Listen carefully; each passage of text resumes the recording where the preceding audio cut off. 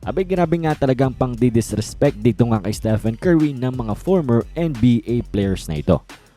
Well, ngayong off-season sa mga recent interviews sa mga podcasts na ito nga mga former NBA players, abay napakarami nga nilang opinion patungkol dito kay Stephen Curry.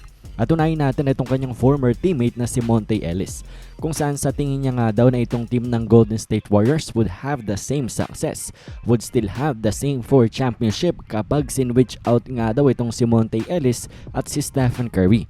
Kapag inalis si Steph dito sa Warriors at si Ellis ang ipinalit sa kanya, abay sa tingin niya nga daw ay parehas lang ang magiging outcome. Magiging talagang dynasty pa rin ang Golden State Warriors. At kikilalanin pa nga rin in today's NBA na isa sa mga successful franchises in recent history.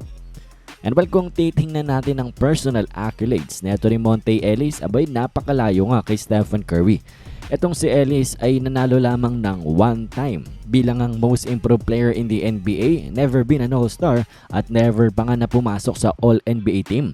Samantalang ang ikinukumpara niya sa kanyang sarili ay ito ang si Stephen Curry, 4-time NBA champion, 2-time MVP, multiple All-Star at multiple All-NBA player, and arguably the greatest point guard of all time. Sila yung naglalaban nga dyan ni Magic Johnson.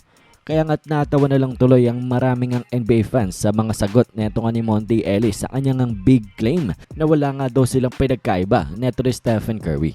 Pero hindi pa nga tayo natapos dyan nang dahil eto namang si Jeff Teague ang sumunod. Ilang araw matapos nga neto mga sinabi ni Ellis ay itong si Jeff Teague naman sa kanyang podcast ay sinabi niya nga daw na kapag pinalit naman daw si Damian Lillard dito nga sa Warriors team kay Stephen Curry, abay magiging the same pa rin daw ang resulta nito.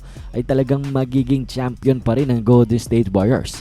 Parehas lang ng claim na ginawa ni Monte Ellis, pero this time mas better player ang ipinalit na si Damian Lillard.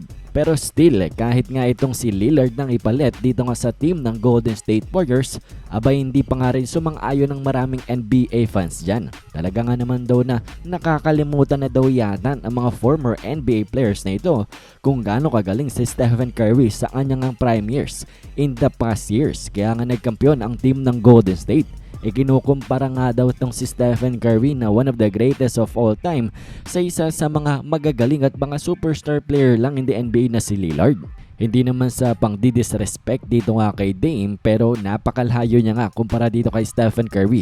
He is not at the same level kumpara nga dito kay Stephen Curry. Kaya nga't excited na tuloy ang maraming ang fans na mapanood muli itong si Steph ngayong upcoming season na ito matapos nga ng mga very disrespectful na komento at opinion ng mga former NBA players sa kanya.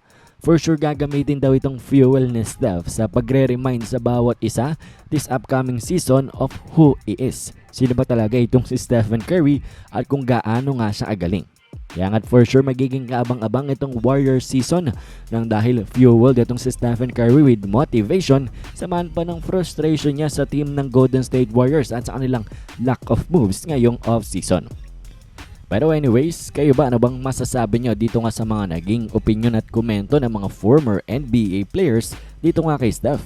Komento nyo lamang yan sa ating comment section.